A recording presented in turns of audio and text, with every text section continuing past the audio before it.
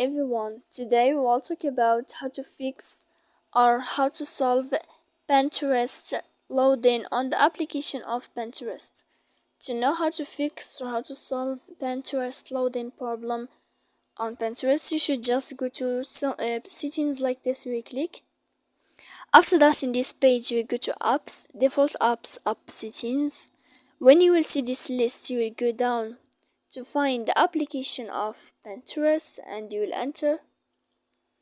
Then in this page here you will go to click for stop. When you will end this, you will enter to storage. After that you will click clear cache.